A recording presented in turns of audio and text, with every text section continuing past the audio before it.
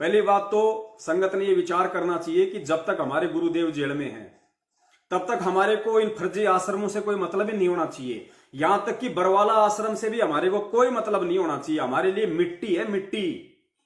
बरवाला आश्रम हमारे लिए मिट्टी है, इससे बढ़कर कुछ नहीं है, क्योंकि वहां हमारे परमपिता परमेश्वर अब नहीं है।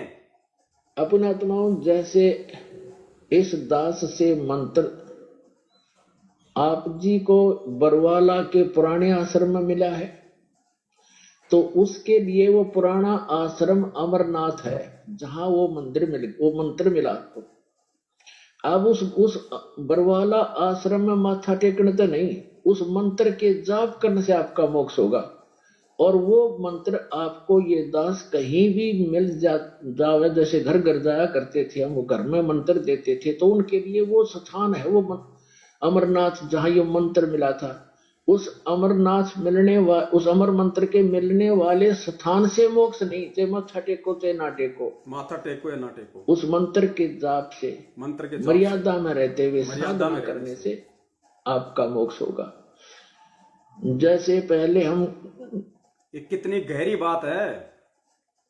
अब अगर किसी भगत भाई बहन को फर्जी तरीके से अगर ऑनलाइन नाम दीक्षा मिली है, मध्य प्रदेश में लॉकडाउन के समय अगर किसी भगत भाई बहन को ऑनलाइन नाम दीक्षा मिली है मोबाइल पे, तो कहां ली उसने? अपने घर से ली ना। तो उसके लिए वो घर अमरनाथ है। लेकिन उस घर में माथा टेकने से कि भाई ओहो, इस घर में मेरे को गुरुजी ने मेरे को मंत्र दे दिया, मेरे को नाम दीक्षा मिली, ओहो, रोजाना उस घर में ही माथा टेके, ये सोच के कि इस घर को माथा टेकूं तो मेरा आत्म कल्याण हो जाए, जिंदगी में नहीं होगा। वो घर तो तेरे लिए अमरनाथ है, क्योंकि तेरे को उस घर से वो अमर मंत्र मिला है, लेकिन मुक्ति तेरी उस अमर मंत्र के जाप से होगी। ये समझाना चाह रहे हैं गुरुजी। तो गुरुजी कह रहे हैं कि इन आश्रमों में माथा टेकने से कुछ नहीं होगा। जब तक गुरुजी जिस आश्रम में है उस आश्रम में आप जाओ, अगर आपका गुरु वहां है तो उस आश्रम में अपने गुरु को माथा टेकने से वो दंडवत का लाभ मिलेगा।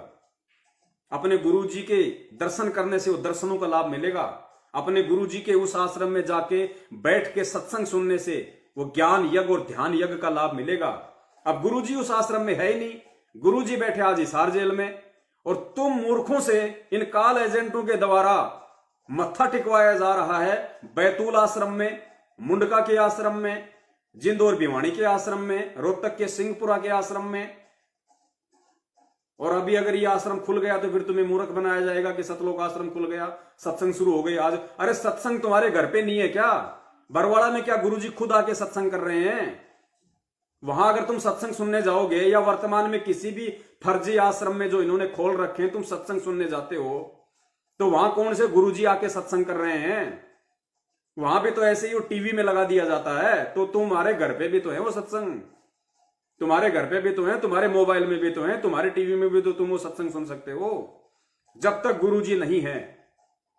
लेकिन कितनी संगत मूर्ख बन गई, उन आश्रमों के नाम पे वो मिट्टी के महल खड़े करवा दिए। बाढ़ में जाएं, हमारा बाप जेल में बैठा है और इन आश्रमों में स्विमिंग पूल बना के उनमें डुबकियां मार मार के ऐसो आराम कर रहे हैं लोग। पुण्यात्मा, धिक्कार है तुम लोगों को, तुम्हारे दान करने पे, तुम्हारी इस मंद बुद्धि पे धिक्कार है। वो परमात्मा रोता भी होगा और वो परमात्मा हंसता भी होगा।